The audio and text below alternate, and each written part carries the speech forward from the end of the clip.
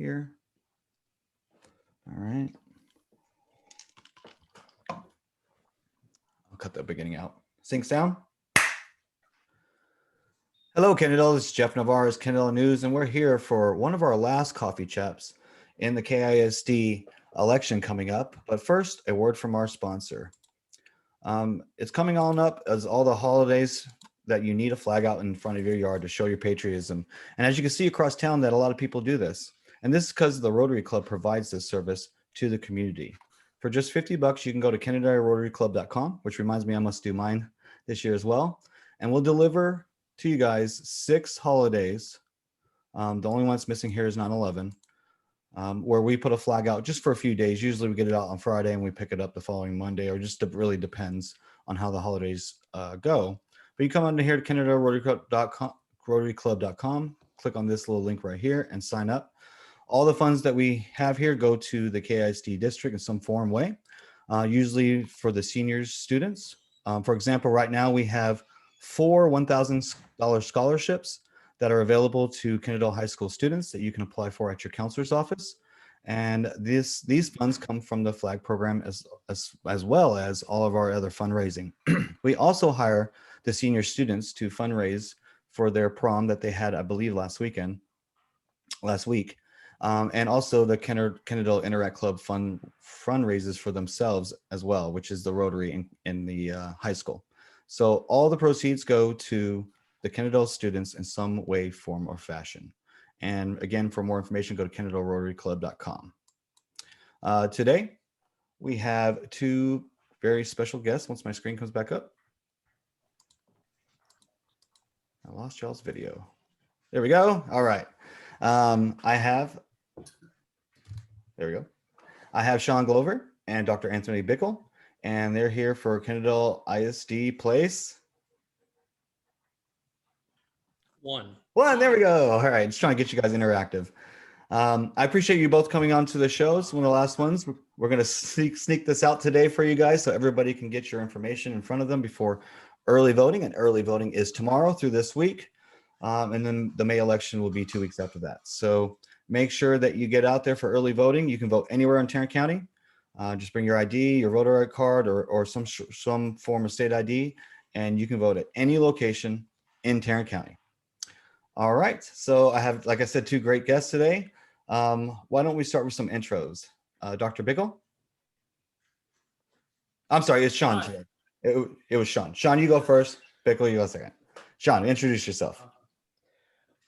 So my name's Sean Glovier. I'm a Kennedale native. Grew up here, been here since 1988, and I'm a teacher myself. So know what's going on in the classrooms these days, and that's pretty much all there is for me. And where do you teach? I teach at Sam Houston High School in Arlington, Texas. And, okay. It's on the east side of Arlington, so we've it's a crazy year to be in the classroom, but I think we've done a really good job of rising to the occasion. So. Okay, Anthony. My name is Anthony Bichel. I've lived in Kennedale 7 years. Come this July, I make my living as a higher education consultant, and I want to thank Jeff for putting this on and for the whole series that he's been doing. Thank you. I encourage people to watch them if you have the time, and I appreciate Sean coming on so we can have this conversation. Thanks. It's been really fun to do this series. I think it started last year just as a kind of a whim because of COVID, but I look forward to doing these in the future as well. And I appreciate everybody being thankful for that. It's been a great response. All right. So if you've seen this format before, you guys already know we've sent each other all the questions beforehand. So we kind of know what's going on, and we have agreed on an order of things. So we'll first start off with a Sean question to Anthony, which is, why should you be elected to the Kennedale ISD School Board? Well, I think actually both our first questions are pretty much the same. They are. Look at them side by side. Absolutely. Yeah. So in the interest of saving you time on rendering on the Go back ahead. end, I'll just kind of work it through once and have to do it twice, right? There's a lot of factors that go into why somebody should be on the board, and it can start from being a native son, or it can go all the way down to being the biggest business person in town, right? It's a company town and you own everything. I think there were 4 areas that I identified that I thought were important. One, you need a board member that's open-minded, somebody that's willing to take a look at data and follow along and go where the evidence and the data leads you. The board deals with a whole lot more projects than just the hiring and firing and the superintendent. You've got all kinds of crazy things. It just requires a broader view of things, and I think I bring that to the table. Second, listening is always one of those important skills that people talk about. You know, everybody's supposed to be a good listener. You start a new job as an executive, you go on a listening tour, you know, you sort of work your way around, hear what people have to say. But it's the hearing part of that that I always find more interesting, because there's listening, and then, if you will, there's listening. Are you really hearing what people are trying to communicate? Are you hearing empathetically? Are you hearing the things in between the words that they're using and things like that? And I think that we could do a better job with some of that when it comes to the community relationship to the board. There's been a lot of tension the last couple of years back and forth over some issues that I'm sure we'll get to later, so I won't bother with now, that could be solved if people were just a little more open to understanding what it is people are trying to say to them, as opposed to just trying to stick to, this is our position or this is our policy, and so this is the way it's going to be. I don't find that very productive. Third, and you know, arguably you could lead with this one, there just is no substitute for experience. I've got over 30 years working in education. I think among the current board members and all the candidates running, if you took that only as your consideration, I think that makes me top dog. I've served as, you know, every capacity in education you think of: faculty member, administrator, consultant. I hit all the three big bases when you do that. I've worked with dozens and dozens of institutions, higher learning.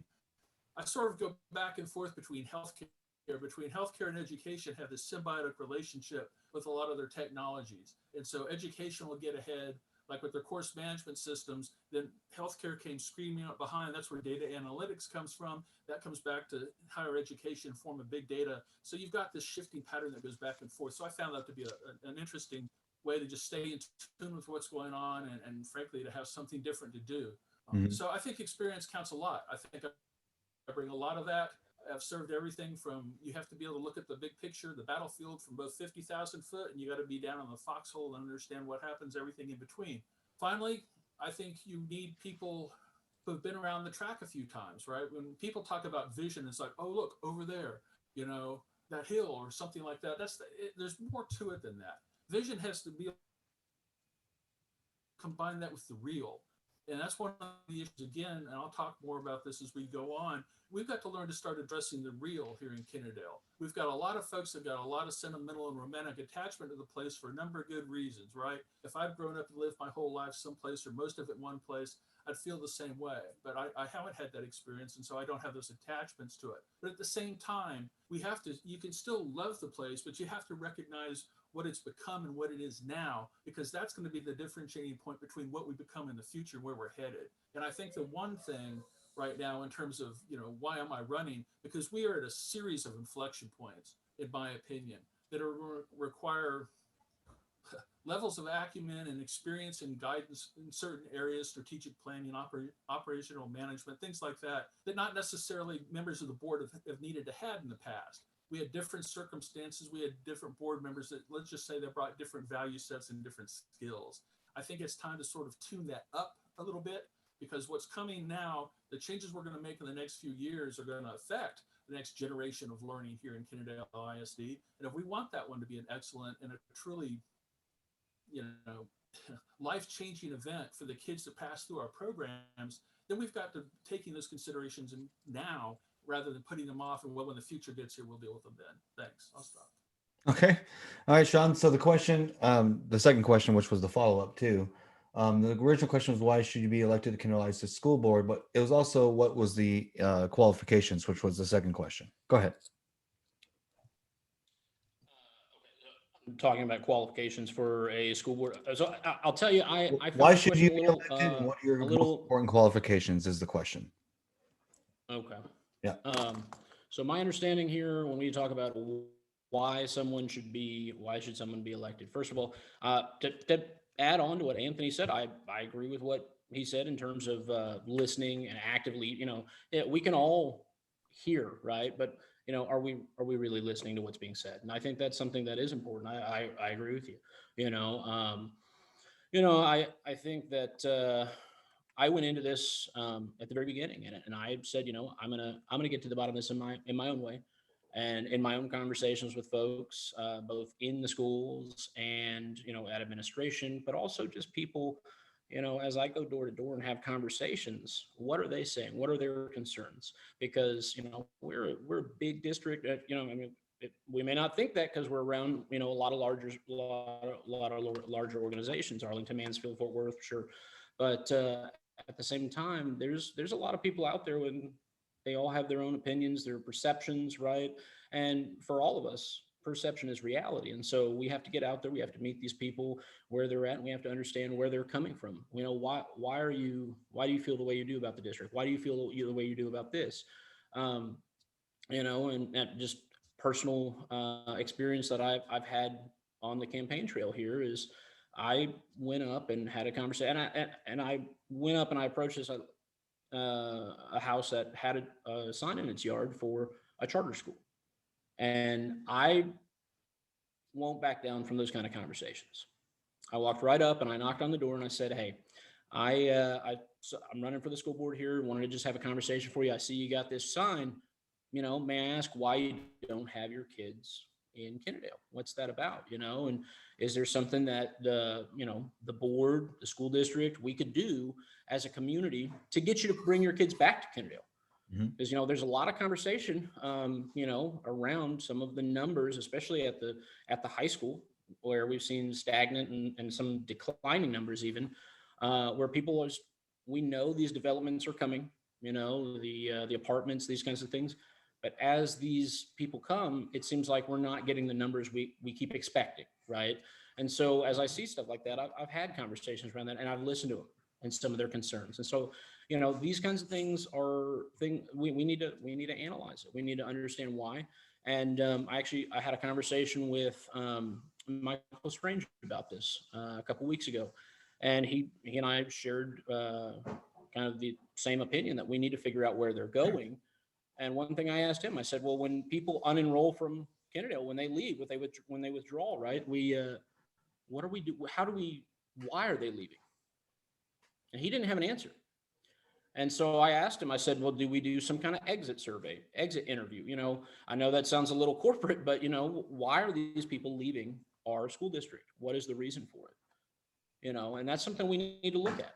And that comes right back down to what Anthony just spoke on, the listening versus the hearing. We need both, sure. The open-mindedness. I'll just tell you, it's not really a secret, right? I spent 6 years abroad and teaching in Southeast Asia, worked in Southern Thailand. And if you want to talk about being open-minded, there are things when you go abroad that challenge your beliefs and challenge your expectations on a day-to-day. Okay. I don't think you'll find many people that are as open-minded as me. So, but one thing you mentioned here, Anthony, and I think it's a good point. And I don't want to take this away. Obviously you've got experience. But let's be honest, you're old enough to be my dad. So, that I can't compete with that. But it's not to be a rude thing or anything. I'm just, it is what it is. Right. I'm absolutely right. You got to have experience. But I think one of the things that we talk about when we talk about the schools, we talk about the enrollment, we talk about meeting all of our students' needs. We talk a lot about diversity. One thing we see on our board is we do see diversity right now. We've got Bisco, we've got Miss Moody, right? We've got Daryl Owens, all African Americans on the board. We got John Clark. And then incoming, there could be any number of makeup that could represent even more diversity. Of course, Debbie Villagomez is running unopposed, and she her husband is Hispanic and her children. Okay, all right. Well, there you go. Her husband is Hispanic and her children are biracial. If I'm elected, my wife is Asian, right? I've got biracial children as well. You've also got for place 3, you've got Mike Walker and Maria Douglas. And there's, Maria Douglas brings in her own diversity as well. And she's adopted a number of children. So I'll just say that one thing that we don't see in terms of diversity on the board, though, is a difference of perspective from a generational standpoint. Debbie Villagomez is, I mean, she's got the position, but that's one of 7 people. Mhm. She and I are not that far off in age, so she and I are both millennials. So if you look at the kids that are in the lower levels, you look at Arthur, you look at Patterson, you look at Delaney, most of those parents are going to be closer in age to me, and do all the decisions that affect our children need to be made by older generations. I mean, don't get me wrong, I'm not coming in and I'm not, if I'm elected, I'm not gonna come into a board meeting and try to sway everyone on the avocado toast. But I think that's there's something that I see is just that it takes people from all walks of life and all backgrounds. And if we only have Debbie Villagomez on the board that represents such a large part of our parent base, that still kind of seems a little inadequate. So now, I mean, truly though, more to why I should run, and I'm kind of talking off of some of the things that Anthony said here, and they're all valid points, but I think here's the deal. Right now, we are, as Anthony put it, we've got some inflection points. We've got some things that we need to, address. And we don't have a single person on our board who is in the classroom. Not one.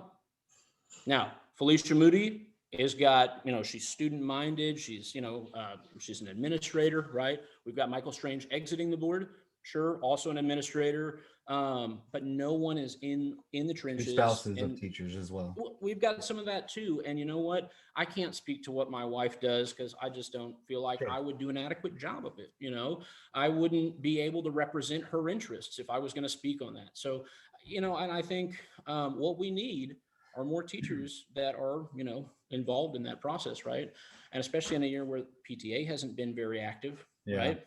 So, things like that are important. We're not hearing, we hear the stories, we know the stories. If you've talked to any teachers in the last year, you're getting,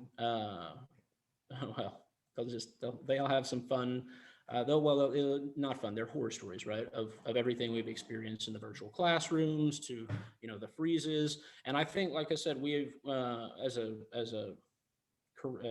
across education in America, we have really strove to embrace things like social and emotional learning to a whole new level that I don't think it was ever really intended on.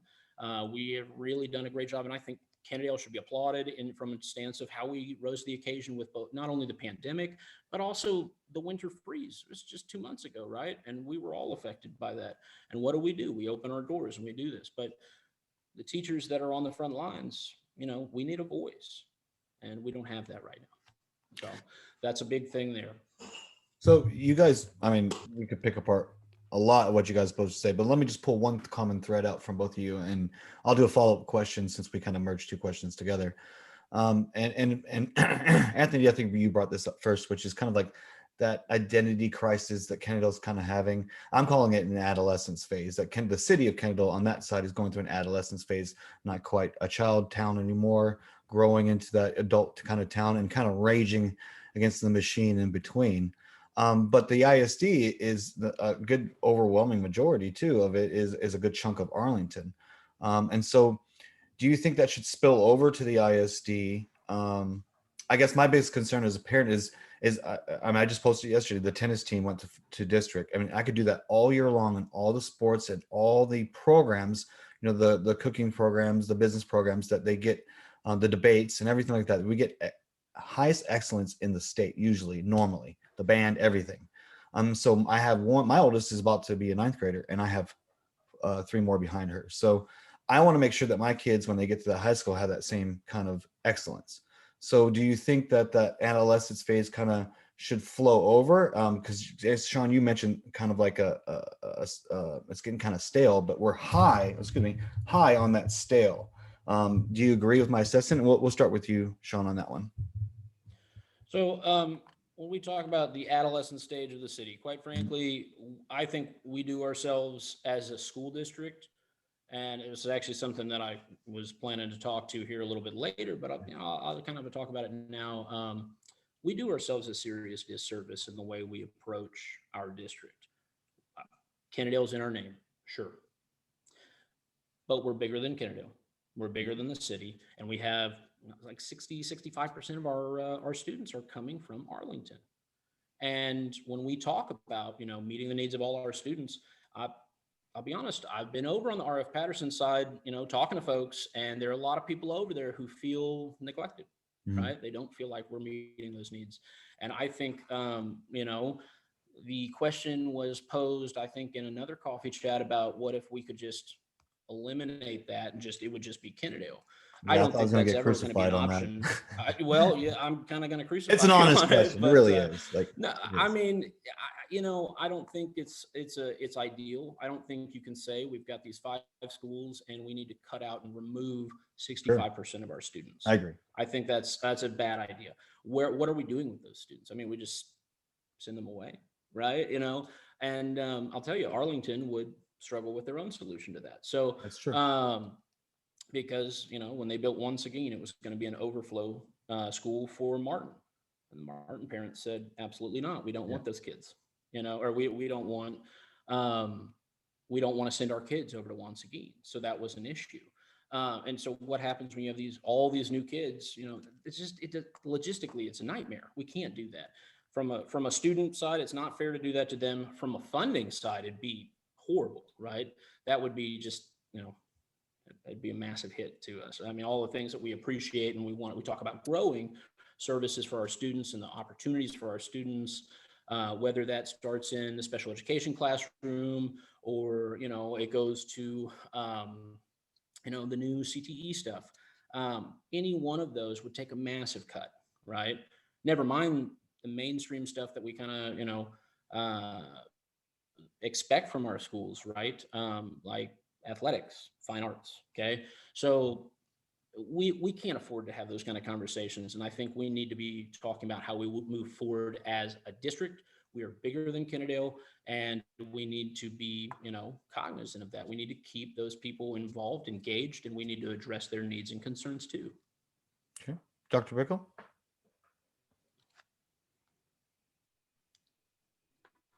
The question is that, do you think the city adolescents growing pains that we're having in the city that you had mentioned, is it spilling over to the ISD when that's kind of a larger piece of pie with the Arlington being involved?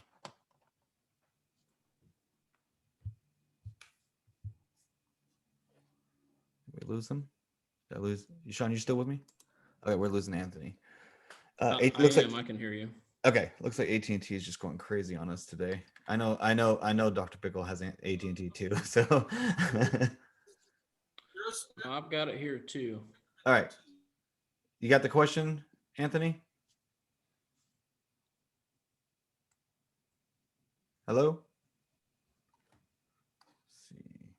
First question. There we go. I did have a very brief remark to make in regard to what he said. Okay, go ahead. One of the things that this isn't Sean's fault, because as he said, he's young enough to be my son. I think not quite my son. I'd have to be a little older. But one of the things that comes with age is wisdom, and that's something that he'll learn about as he gets older and a little grayer as he goes along. The second thing is, had he been my son, he would have learned one of the lessons that I grew up with. That's a healthy respect for your elders, young man. So for the millennial to use your inexperience as a plus, as a check against experience, I like that. I thought that was a good move. So I just wanted to give you credit for that. Thank you. All right. That having been said, where are you? Anthony, we're losing you on the voice. Yeah, we've lost audio. I can't. Yeah, I know. I'm watching mine go up and down, and yours is dropping in and out for me. So yeah, it's AT&T is going crazy on a Sunday. About that. Go ahead and try again. Well, I can hear you now. No. Yeah, there we go. Where are we?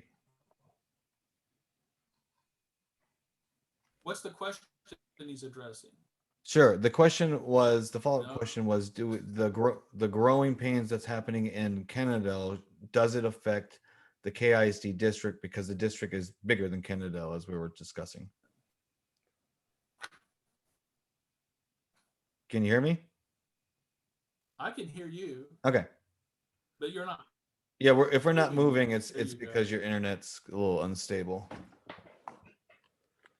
All right, but we can hear you. Go ahead. I don't have to.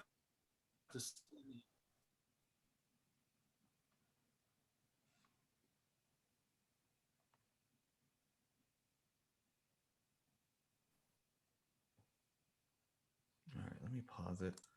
All right, we're back. Go ahead, Anthony. I know it was a little difficult with the internet. Why don't you go ahead and shoot? Does the growing pains in the Kennedale city, what's going on in the city, affect the ISD district, considering that it's a larger piece of pie? Where'd that question come from? That's my follow-up question. To what question? See, that's what I'm saying. I missed that whole chunk of conversation. I don't know where you guys are. I don't know what you're talking about. Sure. You guys, we So merged the are first two you asking questions. the thing? It's just a simple question. Right. We merged two questions. I just had a follow-up question. That's my follow-up question because that was a common thread between you two. All right, I'm just trying to understand what you're asking. So are you asking that the growth in city Kennedale, how that's impacting KISD? Is that the question? The identity crisis part of it, not necessarily a population boom. Identity crisis. Mm-hmm.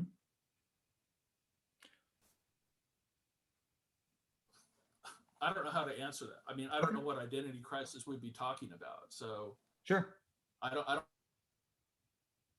don't think SD has an identity crisis. I don't think Kennedale has an identity crisis. I have a lot of problems, but that wouldn't be on my list. Okay. I guess I need more context to give you a different kind of answer. Sure. I mean, if you, I heard you use the phrase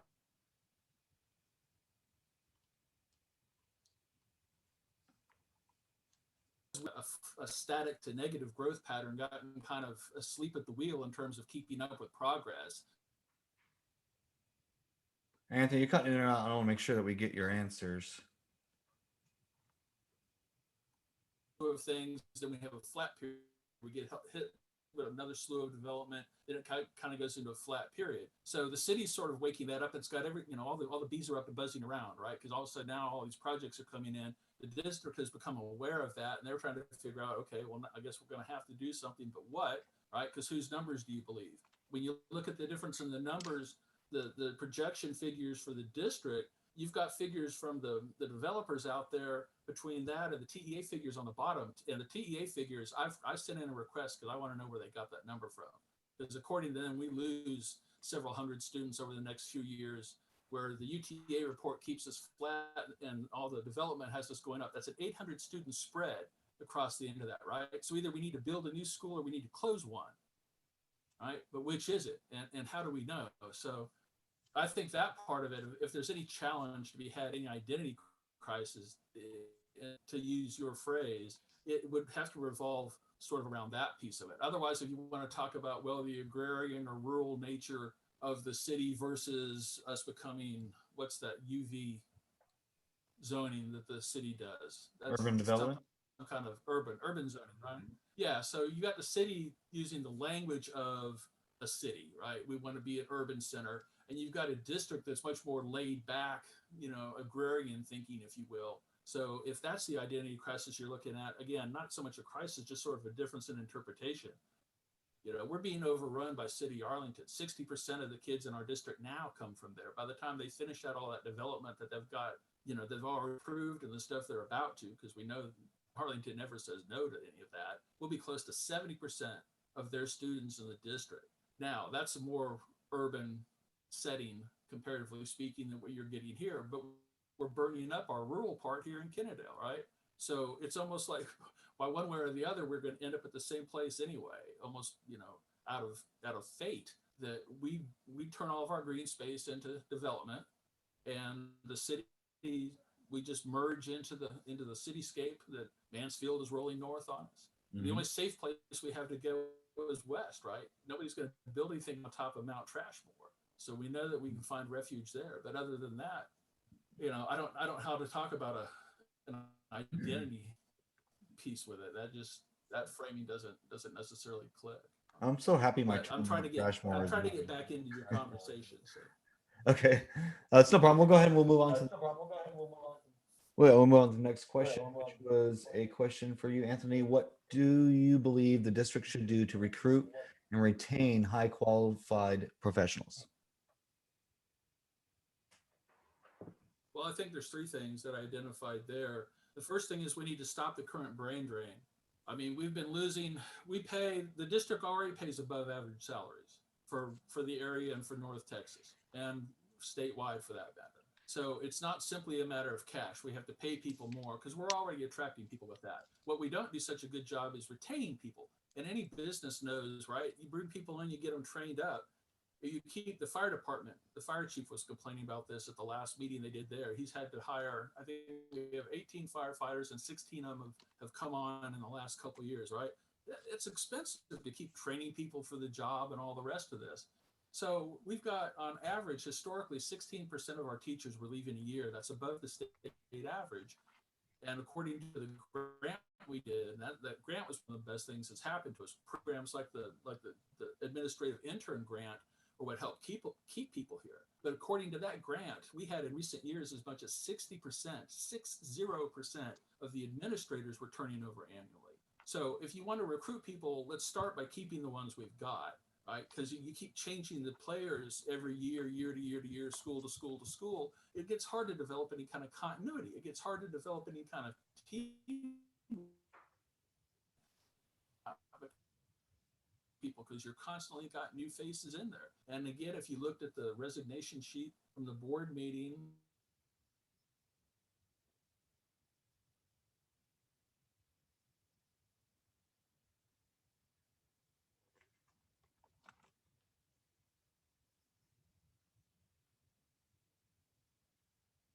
Anthony, your mic cut out on us again.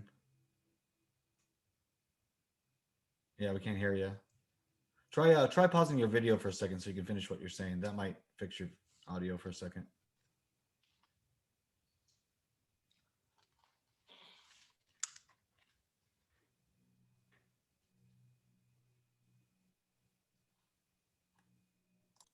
All right, we're sorry for technical difficulty, guys. I'm gonna let Anthony kind of finish his thought. Anthony, the question was qualified, most important, I'm sorry, recruit and retain highly qualified professionals. Go ahead. All right, so I touched on workplace culture. We've had far too many of our senior administrative members, all of whom have been female, depart the district for a variety of reasons. I won't get into that. They've shared with me various personal things, but there's work to be done on that account. We'll leave it at that.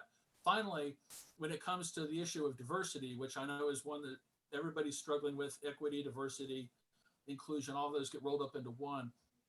Previously, basically what we've done is when our searches, it's more been a passive process. We put out a notice that we're hiring, people come, and then we hope to get some diversity in the pool and play it from that way.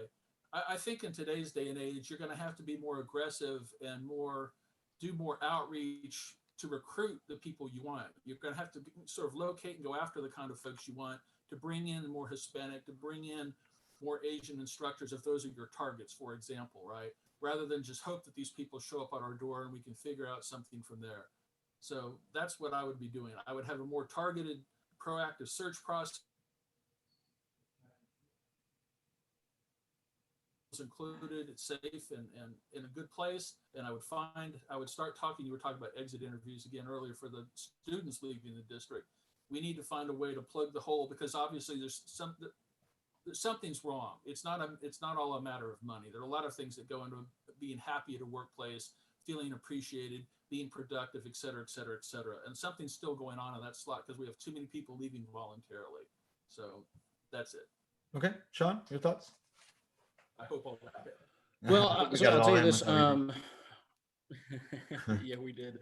Well, so I think you're on to something with being proactive. And actually, this is one that I have unique experience in because the 4 years of when we first moved home, I was a recruiter, right? So, and I've recruited everyone from, warehouse temps to physicians. And I'll tell you, there's a lot of, surprisingly enough, there's a lot of similarity between all levels of recruitment, So when we talk about recruiting teachers or any of that, one thing that, I'd say is a proactive search is preferred. I think that that's a good start. Uh, as you pointed out, the idea of having exit interviews, which we talked about the students and whatnot, but certainly we need to know what's going on there and what kind of feedback are we getting from those. Of course, they're not always going to be honest, right? Because some people don't want to slate their employer in their exit interview, but some people, a lot of people are.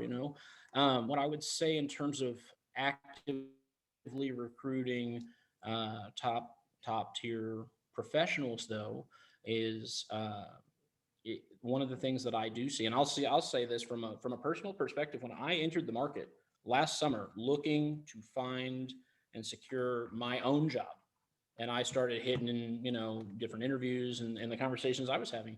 I looked at those benefits, and those first couple of years on the Kennedale pay scale are significantly lower. Now, yes, they are larger in Region 11, but if we're looking at that, we're talking about Mineral Wells, Palo Pinto County, and a couple places that uh, aren't the same. If you look at Mansfield, Fort Worth, and Arlington ISD, they're all significantly higher. Even Everman, right down the road, right? Higher base salary for those first year teachers. And so, when you get someone who comes in and they're looking on where to go, I would actually, and this is one where I have these conversations with hospital CEOs, people managing, 250 bed hospitals, and they did not want to look at the reality. The reality is if you look nationwide, sure, but we're looking to recruit to here, and all of our neighbors, everyone that we touch a border with, pays more than we do. Okay, for those first year teachers especially, and I think that's significant. And it's pretty open what teachers make, and you can go to any of their websites and you can see the pay scale. And I'll just tell you, just being in Arlington over Kennedale, it was a 12% difference. Okay, and that's substantial, right? So if we can make the argument that we need to that we're paying more than the average, but the average includes a lot of schools that are outside of even our immediate vicinity. So if you like this area and you want to be here, you're going to find a school here, right? And if that's what you want, well, you go down the road to Mansfield and you can make a lot more money. You go up the road to Arlington, you can make more money. You go, into Fort Worth, right? And that right there is kind of the problem that I see in terms of recruitment. And another thing that I don't think we're doing a good enough job on in terms of that, and one clear solution is, and you kind of touched on this, Anthony, but I want to kind of revisit it too, is you said, working to bring people in. One of the things when I worked with hospitals is we tried to talk about, do you partner with any residency programs? Do you partner with any fellowship programs, right? The same concept exists in recruiting teachers. We are not partnering with any of the local education preparatory or preparation programs, right? The EPPs, right? In fact, when I was going through my certification course, I never saw any jobs listed for Kennedale when they would send out emails. So, that to me is problematic. I see these opportunities, and honestly, they're completely lost because, back to kind of what you said, we're a small town, we're a small, community nestled in amidst a couple giants. And if nobody knows that we exist, how can we get anyone out here? So we are competing with these local, everyone around us, and that's the issue. So we got that. How do we get them here? If people are in programs though at UTA, why are we not getting them to do their student teaching in Kennedale? If they're doing this at TCU, why are we not getting them to do their student teaching in Kennedale? There's a lot of universities around that's very feasible, and those conversations aren't happening, right? So I think we need to do a better job of networking with local organizations that, like I said, could be college campuses, it could be the EPPs, it could be the alt cert programs. Any and all really should be pursued so that we can help bring in people. And then once you get them here, how do we keep them engaged? How do they feel rewarded for what they're doing? Raises. What's that? Raises. I mean, Raises. Yeah. Sorry, I didn't catch that. it's a simple answer. Raises, It really and that's is. It a comes very down to that. valid point. Yeah, no, it is raises. And I think part of the issue too, especially as we talk about it from this year, is the financials of this year for some people just doesn't make sense, right? Sure. The stress and the breaking point for some teachers, it's there, and the burnout's very real this year. Mhm. So those are things that we need to have a conversation about. We require teachers to do a lot of professional development, and we push them to better themselves and do these things, but they're exhausted. I mean, we all are exhausted because we're right there, and we're like I said, we've changed our teaching models, and we've had to adapt and approach things very differently this year to meet the demands of the community that we serve. And when it comes to that, teachers are going to leave. I'll tell you, I've talked to teachers that are at every single campus. I've talked to teachers who've left Kennedale. I've talked to teachers who are planning to leave Kennedale. And I'll tell you, there's a lot of burnout felt right now, especially this year. I mean, And so, across the world. when you look down the road and you see that you can make more money, you're going to go. Okay. And that's one that I think, Anthony and I kind of disagree on, though, is going to be, where we compensate compared to all of our neighbors. So I have some answers for both of you, and just kind of my perspective of the result is, we were behind about a decade ago when my daughter was in elementary school, and we were that last set of school districts that kind of did that pay bump. But we paid it above the minimum and was ahead of other districts at the time. I believe it's 2011, 12, 13, around there. And we were the most sought after districts in the DFW area. We were getting applications, and there was like 1,000 applications at the time. So it was, this thick basically. But what happens is then over the next 5 years, the other districts, the cost of living went up. And so they raised their taxes and they raised their teacher pay. Now we're that last set that will have to do it again. And so that is, now we're back. We're kind of where we started a decade ago, which is like you were bringing up, Sean, is I can go to Arlington and teach over there and make, 14% more. Or maybe a better retirement or something along those lines, just a better benefits or more resources. I also think that you have the issue of moving up the ladder, right? So in a district like Arlington or Fort Worth or Dallas or Chicago or wherever, there's opportunities to move around if you want to do administration and go on up the scale. And usually people who are already in administration, vice principals and principals, they're looking for that upward mobility as well. So when you're a principal of a, let's say, elementary school, you might want to be a principal of a high school and then thus move to superintendent and move on and move forward. And everybody who works has goals in their careers. And in a district that's as small as ours, there's just no upward mobility. There's no movement, basically. There's in the last 10 years, we've had two principals per each school. We just kind of did that migration to a new set of administration the last 5 or 6 years, but there's really not that. It doesn't happen every 2 years. It doesn't happen every 3 years because there's no positions. And so I just think that it's just that we're the redheaded stepchild of the DFW area. We're a small town, so you're either going to like a big district because you want the upward mobility, or you just want to teach, or you just wanted to administer a small school or in a small district, and so you're going to be gravitated to that. And that's where a lot of that, I think, movement comes, because even in junior high, we lost a lot of coaches, for example, my daughter's coaches, and gained some new ones because they went to other districts because it was higher pay. And that's kind of my assessment. Now I know that, that you brought this up, Sean, about we don't have a relationship with UTA as far as the teacher side of it. And that's because other districts do. Arlington does, and Fort Worth does. And these are larger districts that pay more and thus, are more involved and have the better connections. Arlington district obviously going to do UTA. UTA is in the dead center of it. But I think I've had a recent conversation with administration about their focus is going to shift to maybe four-year colleges just outside the DFW area that might not have that attraction of Arlington. But these people, let's say like in Weatherford, for example, their four-year college out there might want to come to the DFW district and still have small town next to a big district. And so I think that's kind of like the shift that's going on that side of the administration side as well is, obviously we can't do UTA, but right south of us, we can do over here. And that's kind of my 2 cents on both y'all's comments, but we'll go ahead and we'll move on to the next question, which would be if elect, okay, or leave passing strangers district A. Okay, so this we'll start off with, I believe it's you, Sean. This is an Anthony question. What do you believe are the most pressing challenges facing the district today, and what role, if any, does the board have in addressing those concerns? Okay, so really the most pressing challenge in Kennedale and nationwide, this is all of us, right? Is where to go after a year of school shutdowns, academic loss, this kind of thing. We know there've been considerable struggles, right? Just in the classroom and even outside of the classroom, in the virtual classroom, the kids who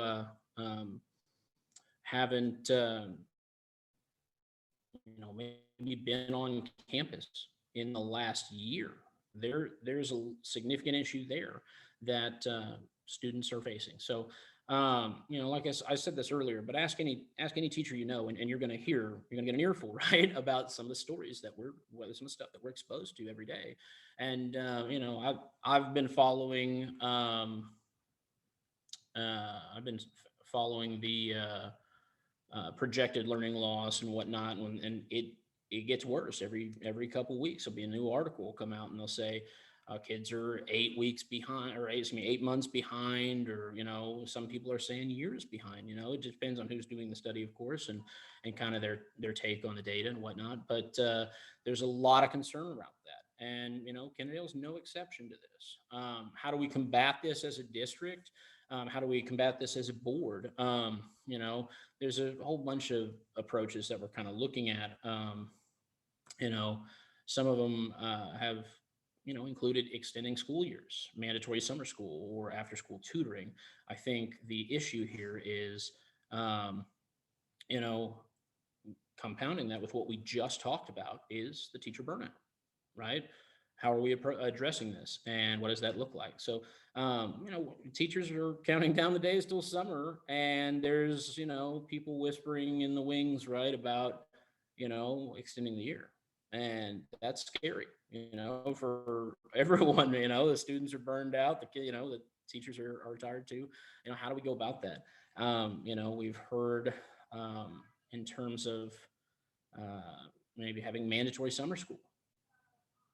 But how are we going to get those people on board? How are we going to get the teachers on board for that? Again, how are our students going to come in for that? And that's an honest question. After school tutoring programs, who's going to facilitate that? Who's going to, are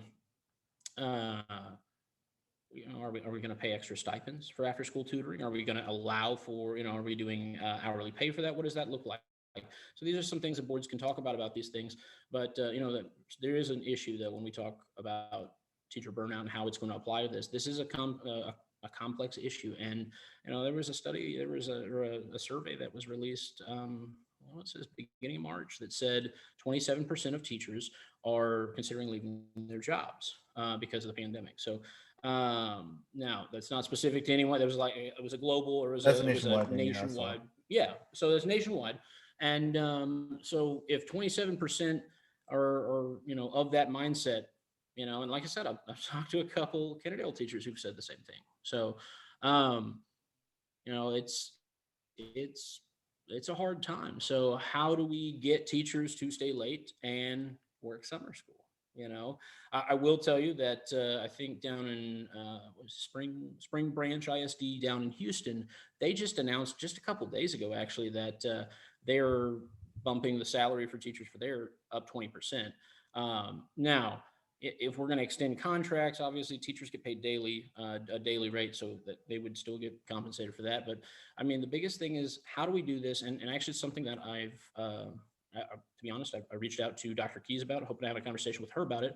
I won't pretend that I understand all the ins and outs of curriculum development, and that's her specialty. So I reached out to her about it, and I'm hoping to have a conversation regarding how we can maybe modify our standard school year, our standard curriculum, just because it, how are we going to get kids caught up? It's going to probably involve some kind of change in our curriculum and how we're teaching, which is already frustrating because we're coming off again a year where we've modified our classroom approaches. So, that's something there. Again, going back to what I just mentioned in recruitment and whatnot, and getting student teachers, you could supplement, and mitigate some of that summer school. Some of these people could be getting their experience, their hands-on experience in a crash course by teaching over the summer. This is something we could be doing as well. So there's a lot of things that I think we can do to help with that. But I think we need to be focused on, how can we, can we modify the curriculum? Okay. And that's a conversation, like I said, with Dr. Keys. Can we get are there teachers that want to work extra right now? I don't know. I don't, but I'm tired. So I know that there are people that, might want to pick up summer school and that may be something for them. Right. I think and I know we're going to talk about the future of education down the road here a little bit, but, is this going to be virtual or in person is the other thing. I think we all know deep down, the virtual classroom doesn't work for most kids. Okay. So we've got to get the kids in school. Mm-hmm. Okay. And that's the biggest challenge right now is student engagement. We can talk all day about, grades and things like that. But student engagement is crucial. And I've spoke with Dr. Devlin actually on this topic, because one of the things that we're seeing in Arlington is terrible engagement numbers. I have tried to get access to the data from them. They did release some pretty horrific looking numbers in terms of student disengagement. And so when you hear, this is going back before the winter storm, we're being told things like, 80% of kids are disengaged. They feel checked out. That's horrific. What do you do? And those are kids who are surveyed across all of AISD high schools. So if we get, 1,500 there who respond to that, that's more than all of the population of Kennedale High School. And you can transpose those numbers. And even if we're optimistic and we cut them in half, it's terrible, right? So, student engagement, getting the kids back in the rooms. Okay. We've pushed to get them there for a long time. Most of the teachers are vaccinated now, right? So we got to get the kids there. We got to have them in class. We got to be talking around that. We've got to get, we're going to have to look at curriculums, change that. We're going to have to look at how to get teachers who want to work extra, right? Maybe make, extra money and on top of what they normally would for this kind of work, and get them engaged. Because like I said, we're tired. So, there's a lot of moving parts to that. And I see this as being one of the most pressing challenges faced by educators today. Okay. It is. And it's, well, it looks like we lost Anthony. He was having technical difficulty with the sound, but he wouldn't stand by to let me allow you to finish your answer so I could pause it and see if you can get reloaded. So I guess he just kind of gave up on it, but we'll go ahead and finish our conversation because I want to get this information out for you guys today. I'll just skip his questions and just do your questions to be fair. Okay. And then we'll do my question at the end. So sorry, Anthony. I mean, it's your sound, man. It's nothing on our end. I can see Sean. He can see me. It was your sound. Next time, if you would stand by, we would have tried to restart it or have you rejoin the chat. But I understand. All right, so let's go ahead. I didn't realize that. Yeah, I see he sent some messages there too. That's unfortunate. So. That is unfortunate. If you'd just been patient for 1 second, let you finish your answer, I would have tried to address it. Okay, so let's go. Let's see. You were 1, 3, and 5. So your next question was, if elected, how do you plan to build relationships with the other board members and their superintendent in order to work together civilly once decisions have been decided by vote? Yeah, so I'll tell you this. In regards to this specifically, I really wanted to hear that answer from Anthony. I know he's been very outspoken in the past regarding some of the issues that and challenges we face. And how do you build those bridges alongside people you have previously had disagreements with, right? I think the biggest thing that we have to do as not only a board but as a community, we're not a big community, but we do need to work together, and I think that's crucial. Okay. um the topic of how I would build bridges, I'm already doing it. Okay. I've reached out and spoken with every single person on the board. I've spoken with people who've left the board. I've spoken with, I mentioned Michael Strange. I talked to him a couple times now and had some conversations with him, right? Just because, I want to understand that. I've talked to past board members from, eons past, right? And I think one of the things here is, as we work together and as we, there are going to be times we disagree, strongly disagree at that. And once we vote on these issues, we can't, we have to move forward with the vote, right? And I think, that is, professionally what we need to be doing when we talk about, addressing these concerns as a board. I think we just have to focus on, making sure that what we're doing is in the best interest of the community, right? And once we've voted on those things, we have to move forward and present a unified front. Even if, my personal feelings on the issue are against what the board has voted, okay? It does not behoove us as a district to have one board member who is, after the fact, fighting and speaking out against the board's actions. That's not going to move us forward. That doesn't give us what we need as a community, right? I'll just tell you, I think that everyone that I see, on the board, like I said, I've had conversations with them. In fact, actually, I'm going to start working on connecting with folks in, city council in terms of the city of Kennedale, because, going back to kind of what we said earlier, yet we are larger than the city of Kennedale, but, Kennedale's in the name. So we're going to work alongside them too. And we have to have conversations about the things they're doing, right? And, there's a lot of debates around how, the apartments are affecting us and this kind of thing. And those are conversations that, board members and city councilmen need to have, so that we can move forward together. We all want what's best in the, in the interest of our entities, but, Sure. those may come in conflict with one another. So I think that the biggest thing is, we're going to work together. One way or another, we have to.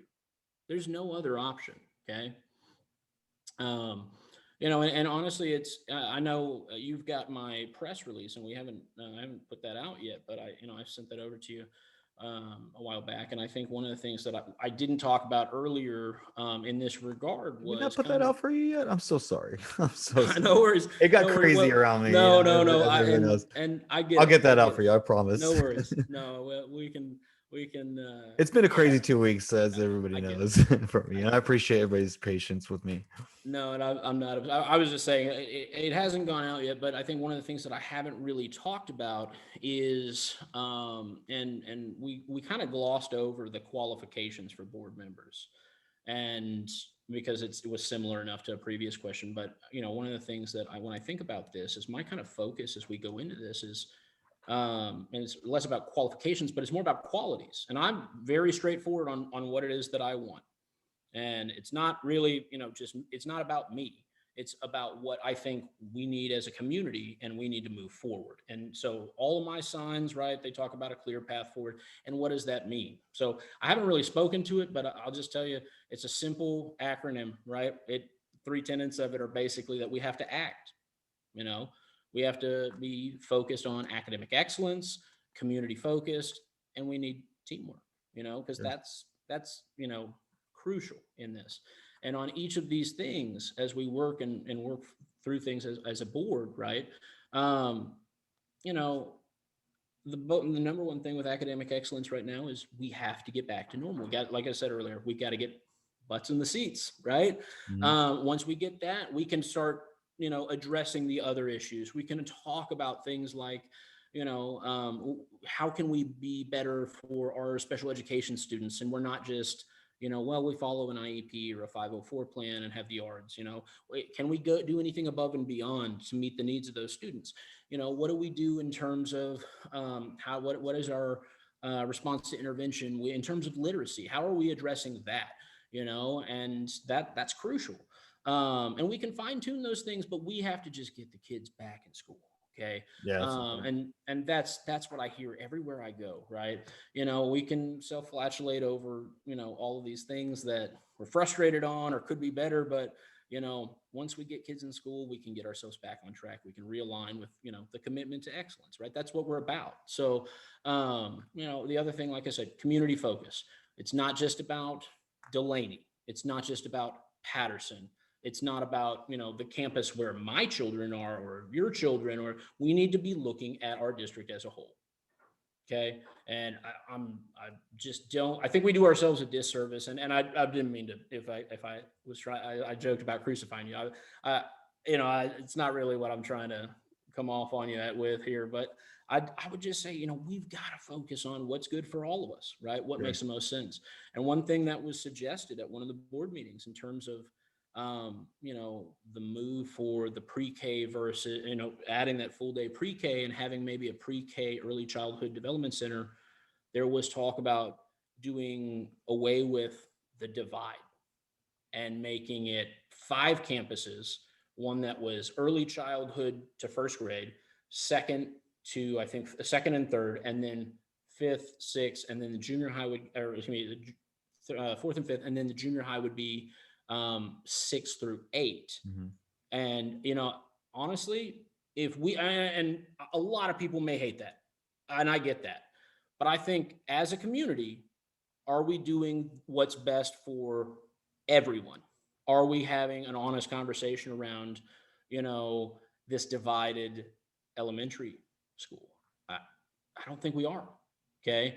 And so, you know, like I said, as I go door to door, I talk to those people. I say, well, what do you guys? And a lot of those people over there, they really don't feel like they're represented. So I think that's not right. Right. We want to connect with them. So, and then as far as teamwork goes, just going back to what kind of got us down this rabbit hole is, you know, we're not going to agree. In fact, if we all agreed all the time, that How do we that get just doesn't progress? seem real, right? You know, so you know, we've got board members with just a myriad of backgrounds, right? All these people, and I expect us to fight. I expect us to argue. I expect us to not agree on a lot of things. Okay, but you know, in spite of that, once we vote, none of us can go out and say, well, you know, hey, I am against the board because of this. Well, that doesn't work, right? The board has to move together. Mhm. So, you know, any discord on the board is going to be a sign that it's a fractured board and, you know, a weak organization. And we don't need that. So, you know, that's kind of my focus here. And that's why I wanted to kind of go back and touch on that and help identify what is a clear path forward, right? So why does he have it on all his signs? So. And see, for me, and this is a long time coming, I think, in the United States too. It's been kind of boiling over since 2008, I guess, which is the non-conversation, right? And so voters are just kind of frustrated. They've been frustrated for a decade on both sides of the national party. And this has come to a stalemate that we've really recently kind of exploded on this in the last 6 months. So I think that where a lot of the frustration comes from is people can't do anything on national, but they can on a local. And so then they come in with like this iron rod, right? The punishing rod. I'm coming to clean house. And you'll hear it in advertisings on local elections. I'm not just picking on ISD or city council, but Yeah. even in the county, as far as, you know, I'm going to come in and, Texas Rod, you see the commercials. And the reality is when you get there, it's completely different because there's, a handful of you guys meet once a month, and it's a bigger apple than a lot of people understand. They think finance is how they balance their checkbook, but that's not how it works on ISD or the city side. They think that just because you can vote something yes doesn't mean the state will allow you to do that as well. And so I think the reality sets in. And so I don't blame people who are frustrated on the national level and they're coming in and they want to step up to the plate and that they want to, change their community.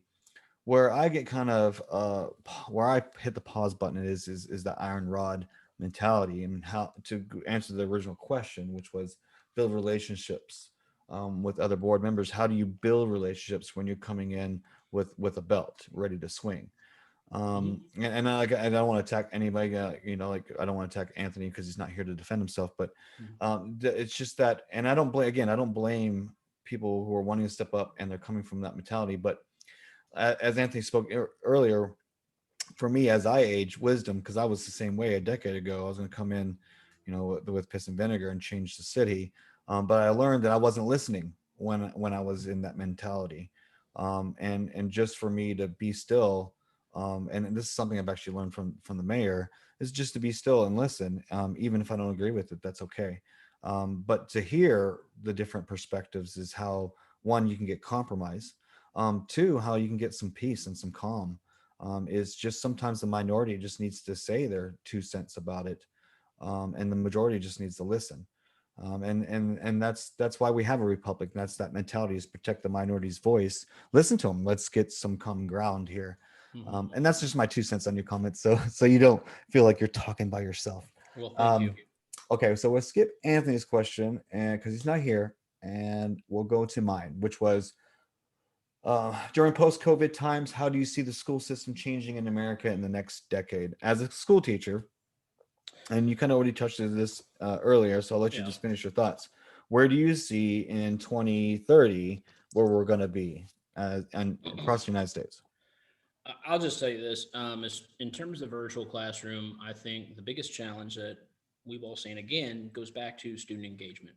We need butts and seats if we're going to get anyone to learn, right? And I've told my own students, you guys had you had this made. You could have never stepped foot into school again, and if you'd done the work and shown us you could do it, right? Sure. But the thing is there are kids this works for. Okay, I do see this. This could honestly be the death of homeschool. I think some semblance of the virtual classroom will be here forever. I do agree. And I just, we've opened a Pandora's box. I mean, we're seeing it even in the corporate world too. We spent the money on the infrastructure too. Yep. Like, that's not going to go away. Yeah. There's that too. But, there are kids that I have who I don't know what they look like. I have never heard their voice on Zoom. Okay. They come in, and in Arlington, their cameras are off, which I can't stand personally, because I just, to me, teaching is about personal relationships. And if you're engaging with students, like I said, butts and seats, I can talk to you and I can get you to engage. Mm-hmm. It's when are you there? Right? Are you off playing your Xbox?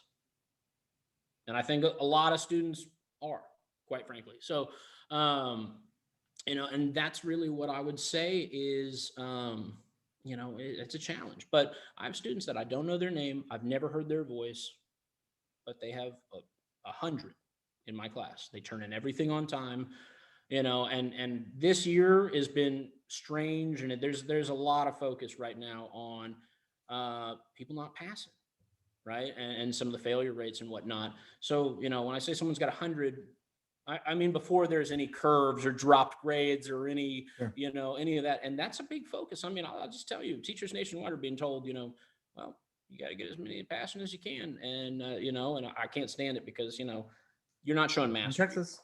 Well, we're not showing mastery if you do that. So how are you, how can you justify giving someone credit for that if they've turned in one assignment all year, right?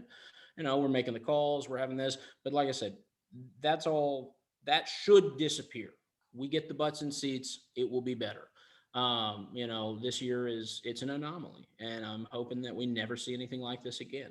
But I think for those kids who this works. And there's a number of reasons why. I don't think it works as well for the younger learners, right? I think they need to be with their friends. I think they need that social aspect. But I called parents periodically, and I had a conversation with one and said, hey, we're about to have kids coming back in. Do you think that your daughter will be returning to school? And she said, no, absolutely not. It was one of these that probably 3% of my kids who have done really well, and has 100 in my class. And I said, okay, well, all right. And she says, and let me tell you why. And I was like, okay, yeah, sure. She goes, there's no bullies, there's no peer pressure, there's no drugs, there's none of this stuff that high school kids have to worry about. Right? Yeah. Right. All that stuff. And I was like, yeah, that's all valid. And why do people take their kids out of public school? Peer pressure, bullies, right? These are things that people talk about, right? There are some things that maybe we need to be better on academically, like I mentioned, SPED resources, that kind of thing. And some people take their kids out of school for that. But when we talk about putting them in homeschool, sometimes it's to control more of the curriculum, but a lot of it is stuff that's issues in the classroom that maybe aren't seen. Like I said, the bullying, that sort of thing. So, some kids are excelling with this model. And for them, I think there should remain an option for a virtual classroom for kids who are engaging it from home. They're keeping up with their grades, right? And communicating. Where you log in the video still? Personally, well, I'll tell you this. That's a really good question about logging into the video. I see probably what will happen, just kind of my own hot take on the issue, is we may find ourselves at a point where we've got a virtual classroom with one virtual teacher. Maybe there's a teacher who prefers to teach that, and they make their own, videos, whatever. Their assignments are all online, and they excel in that. Then we may see that kind of model come out, and it could be one first grade teacher, talking on the Kennedale scale size, right? One first grade teacher that just heads that up, or maybe first, second, third, and they're in charge of that level of curriculum. And there's only a handful of kids that do it because, again, you might have to meet certain criteria like logging in, doing your work. And if you don't do that, you're going to have to come back to school, kind of thing. At the high school level, you may see, it broken down by subject more, right? English 1, English 2, that sort of thing. And is that one teacher per English 1, one per English 2? I don't know. I wouldn't speculate on the logistics right now, but I would just say that we could very easily find ourselves in a situation where there are teachers that their whole thing is remote. I do virtual classroom remote learning for the kids that do really well with it, right? I've spoke on like IT stuff on virtual classrooms all the time, of 60, 90, sometimes different schools, which is nuts. That's just crazy. But that's a California model. It's mostly California schools that do that. But one thing you didn't bring up was the difficulty of just logistics, like food. Like some homes, that's their lunch, for example. That's the only meal, a good meal that they have during the day is their lunch, or they just don't have internet. And the school district and the city also purchase internet just for the 2020 out of the PPO money, and just to allow that. Is that continuous? Do we like? I think if that's the difficulties. I think besides teachers, it is, and I think I'm not sure what the TEA is gonna, TEA is gonna give us some fun Nobody guidelines does. to follow, right? But my hope is that as we move into a model that would account for this, that we would maintain some kind of budget for this. Now, Sure. This may be something that's local. Ideally, there'd be state funding, right, for some of this, and that's why I say I'm not sure what TEA will, do, because I think they're saying the same thing. They want kids' butts in seats too, because that's where the learning seems to happen for most. Now, you said about food. I think that we've seen, and this goes back to that social emotional learning model. We are being pushed so hard right now to just meet students where they're at. Mm-hmm. I think some of that's going to stick around. And I think definitely I actually wouldn't be surprised if, the lunches and that sort of thing became commonplace in schools after this. the lunch, like the food that the bundled meals and things like Yeah, that. we do bundled meals. I We could pick up. see. I know. I get the text messages. Right? So and so I would just say, like, I think that that's going to stick around in some capacity. I think, I mean, we're Title I school. Every day, every location is. So we're going to have to, right? We have to offer that. And so, I mean, my thoughts are on for that specifically. I was kind of engaged in the classroom thing. There's a little, kind of my focus there, but I would say that I think some of it's going to stick around. I think that the school district may have to look at, how do we, implement hotspots, or is it going to be something that, the Chromebooks have like the, Well, Elon Musk is trying to do a global free internet right now. there's that. Yeah. I was going to say, some of our digital devices, you can plug in and there'll be, you could get, a hotspot off of that, right? Like a dongle or something like that. Mhm. So, is that something that the district provides? Is that something that comes with the Chromebooks for kids that can handle this? Mhm. I'm not against it, personally. And, again, what are we talking about? 3% of students might want to stay home.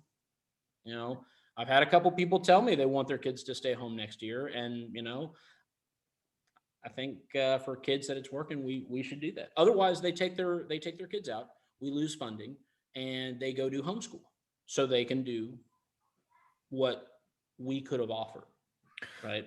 See, what I see in the next decade, and this is just from an IT perspective, is the hybrid model, but not as we know it now, where we have kids butts in seats, but they're working on laptops, which we've already taken steps. Every kid has a laptop here in Kennedale ISD and other districts as well now. I can also see these laptops having more 4G kind of connect to mobile towers Yes. as well, make it a little bit more mobile.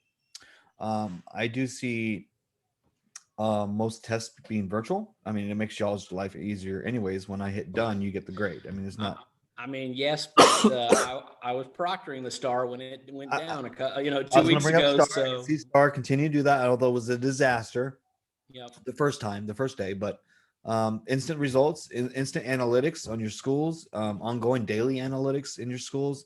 I mean, as just from an SEO guy, like that's so important, and so I can see that being important in the school district, and we now have the infrastructure to do that going forward. I also have been putting stock in. It's been a little slower than I would dream in my lifetime, but definitely my lifetime is more augmented schoolrooms. So augmented reality, virtual reality schoolrooms, like you said, so people can still be remote and maybe have a digital avatar in your school outfit, but you're really in your pajamas at home. Sort of like a Ghost in the Shell scenario. So I can kind of see that technology being picked up. The baseline technology was just purchased, and we've been trying to get government agencies for a while to stop slowing down and speed up on buying IT, because IT is 2 years, it's obsolete. 2 years later, it's obsolete, and so on. You get 4 years of laptop, 5 years with a PC before it's pretty much obsolete. That's why I tell my clients a computer year is 5 years. So, so like a dog years. So that's where I kind of see, and I know it's frustrating for teachers to do the current hybrid model. I can't even imagine. Rotary Club's actually going to do a teacher appreciation day next month for KSD teachers, just because that's where I'm coming from. Like how frustrating it is. I'm frustrated as a parent, just having to deal with it as well last year. But now that you got your feet wet with it and you're using the tools, and better tools are coming and better tools are being developed now, I just don't see us ever going back to school books or things like that. Chromebooks is what's going to be from now on, and that's kind of my projection next year. What do you think? As a teacher, is that okay with you? I'm okay with some of it. I will say getting rid of books altogether. I mean, Oh no, I can't stand trying to reading get kids off of my reading, right? tablet. I don't like reading off the tab. In fact, I know. actually, But that it's doesn't tough. mean their generation doesn't like that. And Sure, and, but and you see your there's a kids, lot of they talk. know how to do that tablet better than you do. And I'm an IT guy. Yeah. They know that tablet better than I do. So Yeah. I don't blame your generation for embracing that. I can see why our generation might be a little standoffish on that. Well, and I think what I was going to say though, talking about reading off tablets and that sort of thing, but even this, like what we're doing right now via Zoom, Mhm. they there have been some studies that have been coming out about Zoom fatigue. Mhm. This is, I mean, over a while, after, a long time, a day of sitting in the front of the computer and going, Sure. okay, kids, and at least for me in my classroom, the hybrid model, how it has been done in Arlington is I'm on Zoom and I've got kids in the room at the same time. So I'm over here talking. What do you guys think about this? So those of you at home, what do what are your Oh thoughts my on this? God, I couldn't And imagine. it's confusing because I've got split screen, I've got a projector and I've got my PowerPoints up here. And I'm an animated guy. I like to move, and that's how I'm like. What do you think? What are your thoughts on this? Did you know? And if I can't do that, I actually feel kind of restricted, and so that's where I kind of struggle with this. But I just screen share the PowerPoint and I screen share into Zoom, right? So it's up on my projector and I'm sharing it with the folks at home. And that's kind of my whole approach in my own classroom. Could I see people, could I see that, some level of this? I would rather not have kids at home if I'm working in the classroom.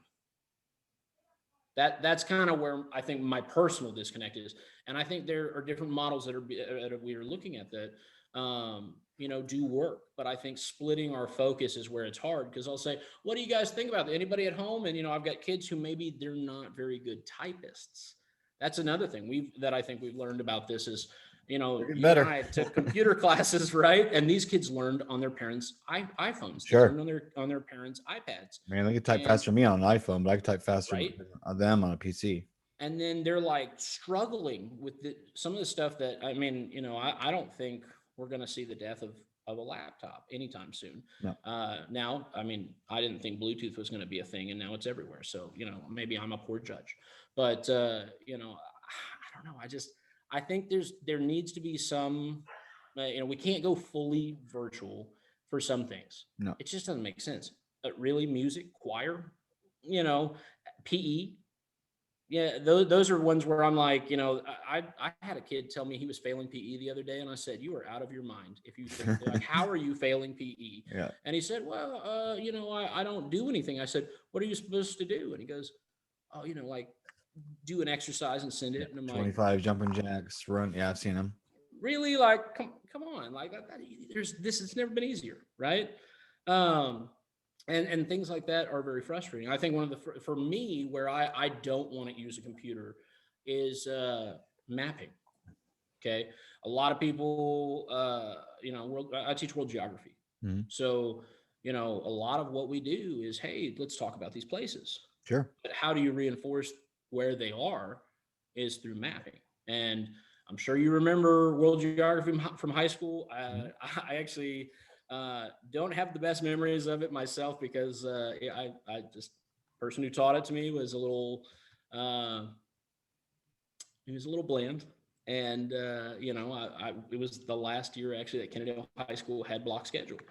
And so we would sit in there for an hour and a half and he would just kind of drone on and then we'd get a map. Okay, make sure you color but those maps are important from the standpoint of mapping it out. And there's not really the digital tools out there. I've found some websites, I've done it, but it's just, for me, it doesn't work. I think that particular thing doesn't work. Now, most of my assignments I can administer online. My tests I can administer online. And you're right, having automatic, stuff, and some of it grades automatically, and that's perfect. I mean, that saves you guys from your dinner time. I know all my teachers graded at dinner time growing up. Right. Everyone. Right? Just sitting there. Oh, yeah. Oh, I've done it too. I know. There was none of that when I was in Thailand teaching. And so I'd sit there with a massive stack of papers and just go through and, mark these packets and tests and whatever. And, having it online makes that. Those are perks, by the way. Yep. They definitely do. You don't have to do grading at home. Yeah. So that's how important. Here's the three things I think we lose with the virtual environment.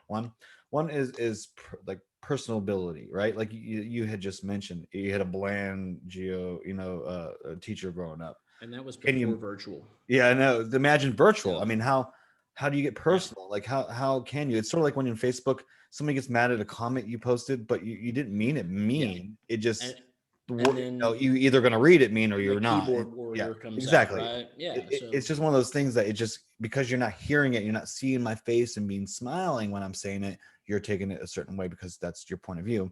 And I think that's what we lose in virtual reality. I think we also lose like like a sense of community. For example, my daughter goes to school. Miss Clark says, "Hey, Cassie, how you doing?" She hasn't had her yet. My oldest did, but she knows Cassie. And so there's that to see your older teachers, and the one you had the year before, and checking on them and get that hug. And you know, and that happens all the way up through junior high and through high school. Is that I see it even in the high school level. Certain teachers that help with the Interact Club, you know, students go there after school to do their work a little bit because they trust that teacher and trust and feel safe in her environment. And then So the last one, to that point, I'll say I think the biggest challenge this year is as people have come and gone. In Arlington, you can change which way you wanted to learn, sure, and a week later, you're allowed to come in. And just this last Tuesday, we eliminated our hybrid model. We're teaching hybrid, virtual, and in person, but there's a certain cap on how many kids are allowed in each of our rooms. So part of the issue here was and I'm at the largest high school in Tarrant County. Okay, so there's a lot of kids, upwards of 4,000 kids in a normal year, right? And so one of the things that we see when we talk about this specifically is I have kids who have just returned for the first time because now it's it's not A through L comes Monday, Tuesday. yeah, M through Z comes Thursday, Friday, or Wednesday, Thursday, and then the last day is either A through L or M through Z, and it rotates each week. And that and sounds it's so nuts. simple. Yeah. So and on top of that, you got A day and B day. Yeah, We got I love hour the and a half A, long. B, and D. I did I too, love and I that. was sad when we got rid of it actually in Kennedale myself as a student.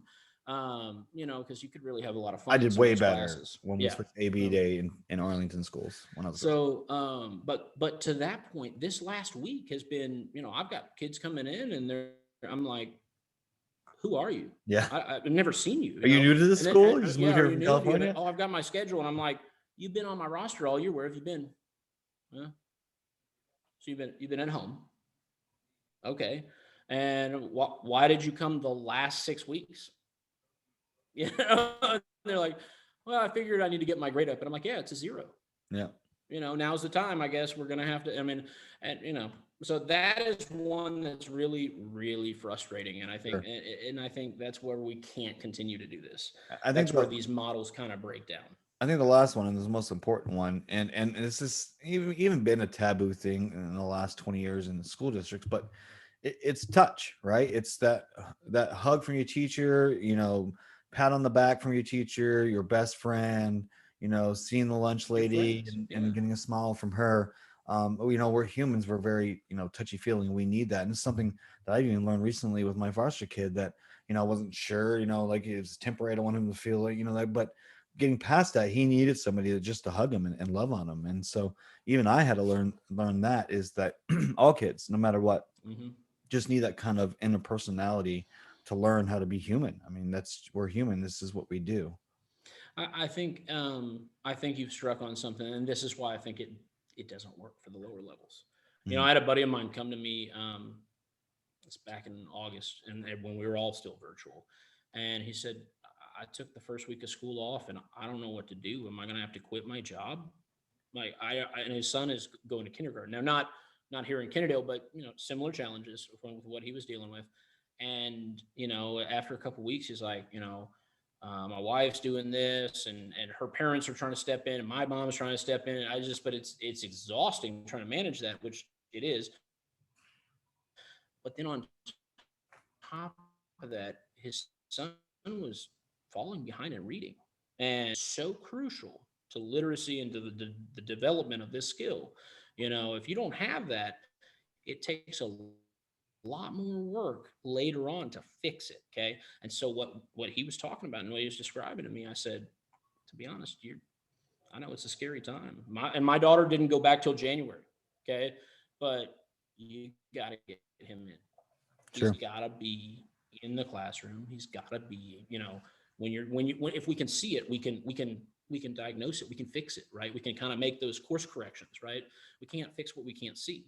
And so, to that point, after when they went back, he was like first the list to send his son goes to AGB, and he came to me, a couple of weeks later. And he said, "Man, my son is doing so much better, and he's engaged." And I said, and look, we were all scared. We all had our reservations as teachers going into this, looking at, Whole world numbers and did. things. And yeah, oh yeah, Yeah, yeah. So, we're all but scared. I mean, I think that if we're being honest, looking at the people in the classroom, that's the best way to get any of this done. And those lower levels, that's how you're going to get them, Sure.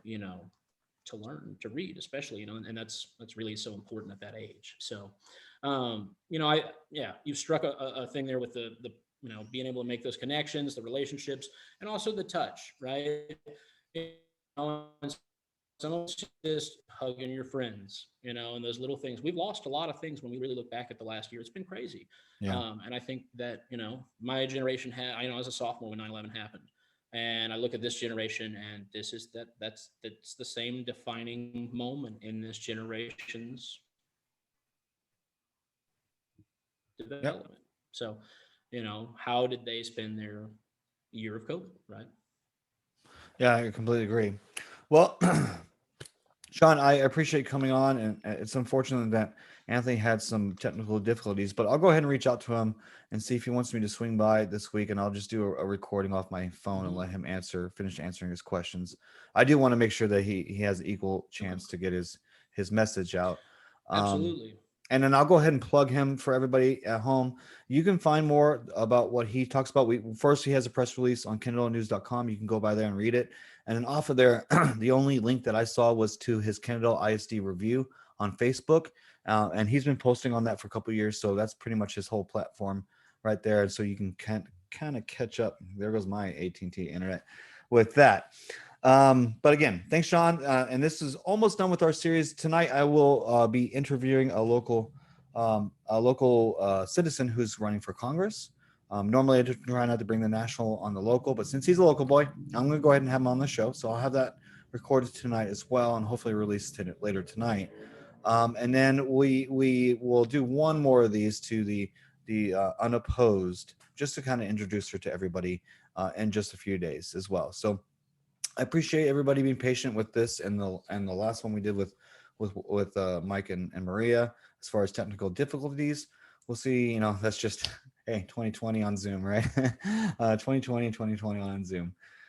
So Sean, I'll let you bring us out. Why don't you give us a little plug and where we can find you?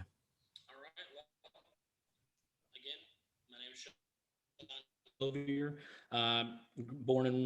Not born here, but I grew up here in Kennedale. Been here most of my life, and when I wasn't here, I was abroad teaching or going to college. So I'm a teacher myself, working down the road in Arlington ISD at Sam Houston High School. And I'll just tell you,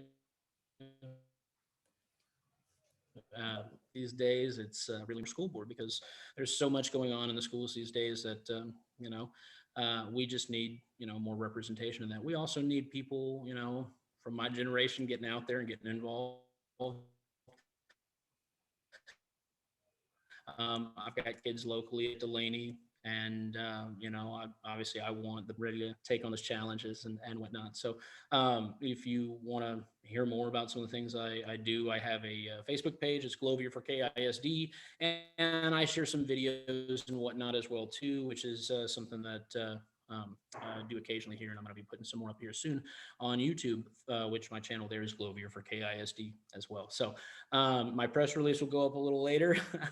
I will get that out immediately. No worries. We can. I appreciate it. So, but when you go to the polls, just keep that all in mind. Sean Glovier for KISD Place 1, and I'm all about that clear path forward and moving together, right? So. All right. Well, thanks, Sean. And again, Kennedale, thanks for popping in on the Kennedale Coffee Chat. It's been a great series. We just have a few more out, and then we'll close the series for this election season.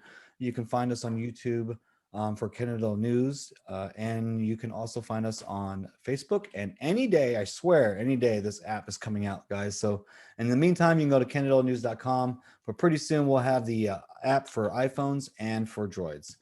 This is Jeff Navarez reporting with Kennedale News.